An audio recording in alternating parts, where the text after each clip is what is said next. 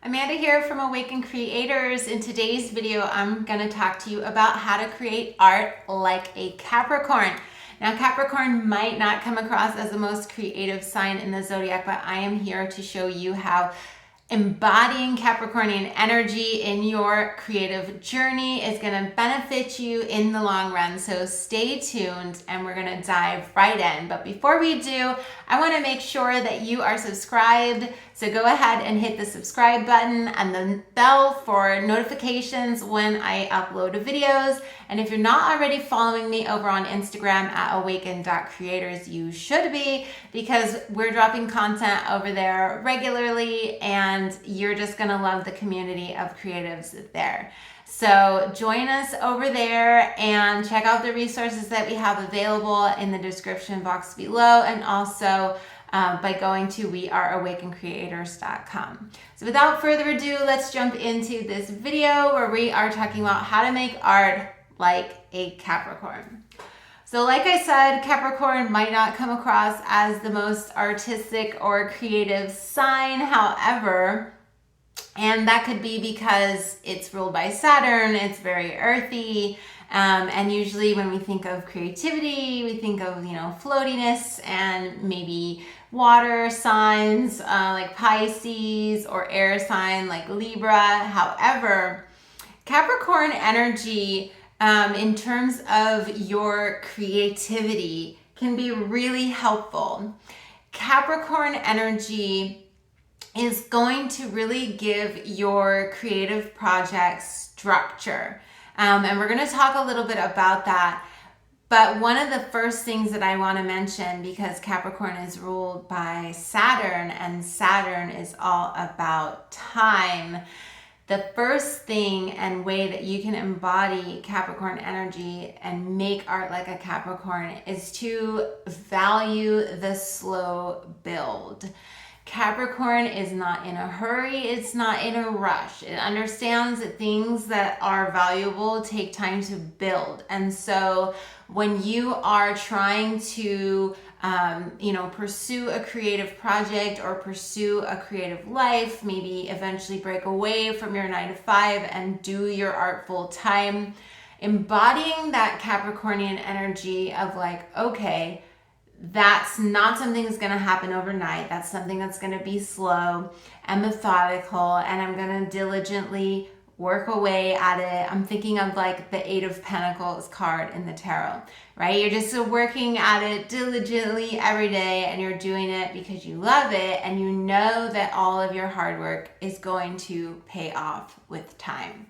So if you can, cut yourself some slack, allow yourself to open up to the idea that your creative life is going to take time to build, that your creative project is going to take time to build, and don't get in a rush, because when you get in a rush, you can start to get sloppy, you can start to get panicky, your emotions, the opposite sign of Capricorn is Cancer, your emotions could start to really take you over, and then you're just like not able to perform in the way that you need to. So Capricorn is going to ask you to be a little bit diligent, to be a little bit more centered, and to be a little bit more structured, and to not be afraid of things taking time. Like if you just look out at nature, and we're talking about earth signs here, so if you just look out in nature and you look at how things grow, how things develop, it all takes time. It takes time, and it doesn't make it bad. It's just a part of the process. There are cycles, there are lessons, there are things we need to learn.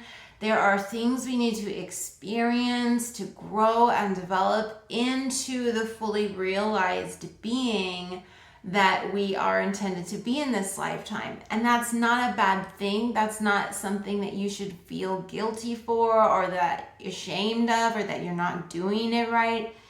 All of those things are necessary in order for you to become who it is you truly are meant to become. So allow that slow build to go. And the second way that you can start creating art like a Capricorn is to take your art very seriously, but don't take yourself very seriously. Now, if you know a Capricorn, and I'm obviously going to speak from bias here, but the Capricorns in my life are all very diligent, hardworking individuals. However, they are also some of the funniest, goofiest people that I know. And I don't know if it's that Capricorn is a sea goat, which what the hell even is that thing? It's like a half goat mermaid person.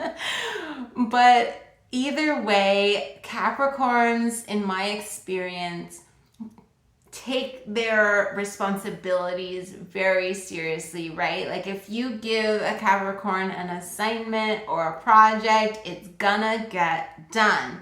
However, the way that they view themselves, and they're able to laugh at themselves, they're able to take life lightly and with a grain of salt at their finest, okay? So one way that you can learn to make art like a Capricorn is to, first of all, take your creations very seriously, right? It's not just a hobby. It's not just something you do willy-nilly, or, you know, oh yeah, kind of do it, but like really own it, okay? Own it. Take responsibility for it. This is my dream. This is what I want to do. I know that involves certain tasks, right? That maybe sometimes I don't feel like doing it, but I'm gonna like do it anyways. I'm gonna keep moving forward. I'm not gonna give up. That diligence, that persistence, that daily moving forward on the task, that is Capricorn. However, when it comes to screwing up, messing up, things going wacky that you didn't expect, right? Capricorn at its finest, and I say at its finest, at its most balanced point, is not going to be so harsh on itself, right? It's going to have that lightness and ability to laugh. And that's where we really need to bring in that balance of the Cancerian energy, that loving, kind of nurturing, mothering, self-care energy into the equation. Because if we go way too far on the spectrum of Capricorn, we can get into some pretty dark places with like control and power and, you know, beating ourselves up inside about, you haven't done this, and this. And then we realize like, we start crying, you know, and we fall in the opposite end of the spectrum in Cancer. We're falling apart emotionally, right? Because we've not... we're not balanced on that zone, on that spectrum, right? So at its finest, what we're being asked to do is, yes, take your creativity very seriously, in that, you know, when you're given the choice to blow it off or put in the work, you choose to put in the work, not because you want to beat yourself up to do the work, but because you know that you love it, and you know that, yes, okay, when I love something, right, I need to put in the time and attention to nurture and grow it. That, again, that's that balance of Cancer and Capricorn, right? That nurturing energy with also that diligence and responsibility, okay? So at its finest, Capricorn is going to help you really take your creativity seriously, but still be able to nurture yourself through any experience, laugh at yourself, not take yourself so seriously, and really try to stay humble in the whole experience, right? You're learning, you're growing. Saturn is all about learning lessons and teaching, right? So give yourself the opportunity to roll with life and the hiccups of life without getting veered off of your path, okay? Capricorn doesn't want that for you to just like give up, right? Giving up is not a Capricorn thing. So that's not an option, which is why we really need to not go so far in the spectrum of our letting our emotions take us over, but stay balanced as much as we can. And like, okay, I'm having this emotional experience. However, I'm still devoted to my art, and I'm going to make it happen. Okay, that means you need to take a day's rest. Cool. But then the next day, I'm going to get back on and I'm going to keep moving forward. Okay, so keep that in mind. So along that vein, is the third point that I want to make about how to make art like a Capricorn, which is to adopt a new perspective on self-discipline.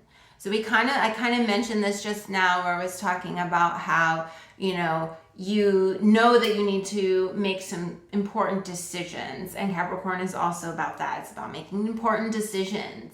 It's about taking responsibility. So when you do need to make important decisions, what perspective do you have on self-discipline? I think this is really important for you to ask yourself, especially as creatives. I know that our creativity can get wild, and it's big, and it's sometimes emotional, and it doesn't really have boundaries, and it's just flowing all over the place. However, in order for us to really channel that energy into something structured, like to become a business or to become, a way to sustain ourselves financially, we need to adopt self-discipline.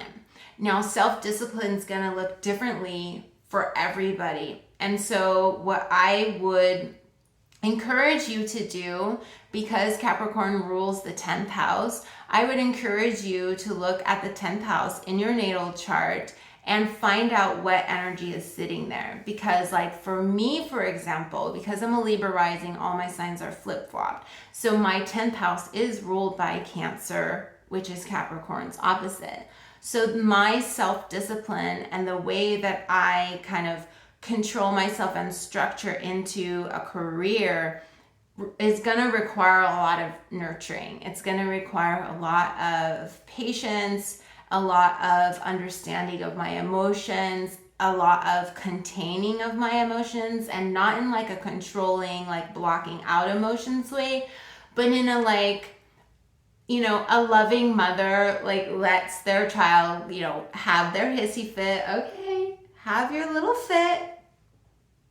I still love you, holding space, right, for you. It's okay to feel emotions. It's not okay to sit in them for weeks and weeks and cry and do nothing and then feel horrible, right? So there are limits to that. And that's what I mean by contain. You say, okay, you give yourself the compassion to maybe have a bad day, and that's all right. And tomorrow, again, we'll get back up on the horse and we'll try one more time. We'll keep moving forward because we don't give up. So check out your 10th house just to see what energy your self-discipline is coming from. What perspective is it coming from? And if you have any questions about that, let me know in the description box below, because I'm actually working on a natal chart cheat codes for creatives to kind of understand what your creative blueprint is in your natal chart. So if that sounds interesting to you, let me know in the comments. I would love to chat with you more about it, because I totally am an astro nerd and I think this stuff is fascinating. So back to the subject at hand, adopting a new perspective on self-discipline. So once you understand kind of what your natural approach to self-discipline should be, then you want to start actually doing that. So again, for me, as an example, instead of like beating myself up or trying to like whip myself into shape, which is how I used to be, because I was kind of role playing out how I saw my own father discipline, right? And that can be a lot of factors too, is that if you have some issues with your father, you may have learned to self-discipline in a way that's not appropriate for you. So if that's something that you need to unpack, you can do journaling exercises, you could seek out therapy, you could seek out a healing program like the Creative Rebirth program that I offer. So there are ways for you to kind of work through those issues with your father so that you can really parent yourself from a fresh place that actually serves you, okay? So that's one of the things that you want to do. And the last way that I want to encourage you to embody Capricorn energy and make art like a Capricorn is to give your art more structure, but not too much, okay? So this means that, again, we were talking about how creativity can be kind of flowy and wild and sort of have no boundaries. Well, with Capricorn energy, I'm going to really encourage you to give your art more structure. Now, this could mean and look like all kinds of things, right? So I'm thinking about a particular Capricorn I know who's very flowing and beautiful with the way that they draw lines. However, they're also very methodical in the structure that they place their art in when they're designing it, and thoughtful about that. So things like that. Now, you might not be a visual artist, so I will give another example. Say you're a writer. If you're a writer of fiction, it might feel really good to, flow all over the place, scene here, scene there, da-da-da-da. But it might be more supportive for you if you're going to try to make art like a Capricorn, for you to really embrace an outline. Go ahead and do those, scene lists. Go ahead and break things down into a structure. Try and put your story into a structure. Try and put your art into a structure and see how that supports it in really bringing it to life.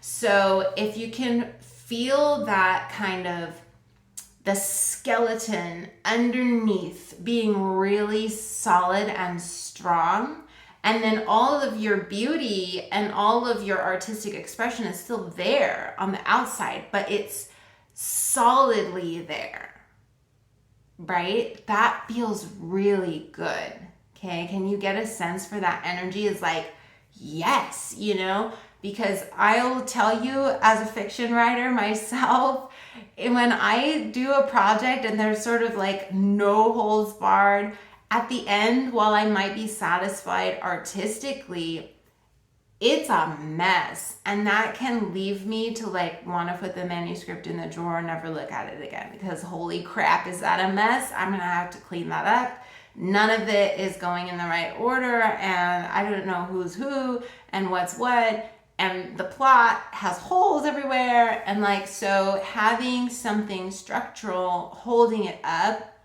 really can give you actually more freedom to then express yourself, because the bones are good. The bones are good. There's no question about it that your composition is on point, right? If you're a visual artist, that your outline, that you hit all those story beats, boom, boom, boom. Structure is on point. So go hog wild with the beauty, with the fantasticness. You don't have to worry that you will lose control, because the control mechanism was already taken care of. So that's what I mean when I say give your art more structure. However, I also caveated and said, but not too much. Because if you get too bogged down in rules and regulations in terms of how to do things, that can be really stifling, right? And that is the lower vibration of Capricorn, that uses all these rules and structure to control.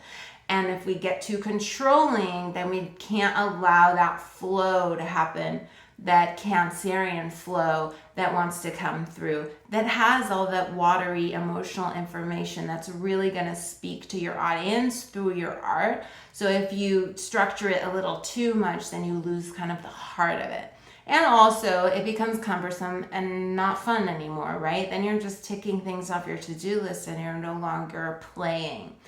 So don't just work, and no play, right? It's a balancing act. So make sure that in addition to the structure, that you don't take it too far to the point where you're no longer enjoying yourself. Because again, the whole point of this, coming into this life and choosing a creative journey for your soul, the whole point was joy. You wanted to live a life of joy. You wanted to overcome your barriers and obstacles to joy and really just blossom and bloom and let your own life be its own work of art, its own masterpiece. Your life as a creative will be your greatest masterpiece in this lifetime. if you do it right, right? And by do it right, I just mean if you give yourself grace, love, and compassion and allow yourself to heal the things that are no longer serving you so you can truly embody who you're meant to be. So I hope that you found this video helpful. Let me know, are you a Capricorn? Did any of this resonate with you? I would love to hear it. And are you excited about utilizing Capricorn energy? Do you feel like this would be useful for you? And if so, I am really curious to know what energy is resting in your 10th house so that you can tell me what kind of self-discipline looks right for you, because everybody's gonna be a little bit different. Okay. Well, that's all I have for now. I'm sending you so much love. Again, if you liked this video, please give me a like so it will share me with other folks who might get something out of it. And don't forget to follow me over on Instagram at awaken.creators. I have all kinds of resources, courses, programs, ebooks available for creatives, whether you're an overthinker or you don't understand how to stay in creative flow, or you really need some deep healing so that you can fully come to embrace yourself as a creative being. My creative rebirth program might be right for you. So I've got all the stuff for all the things. Check out in the description box below, wherever you are watching this, and know that I love you. You're not alone, and you are creative for a great reason. Sending you all my love. Bye, everybody.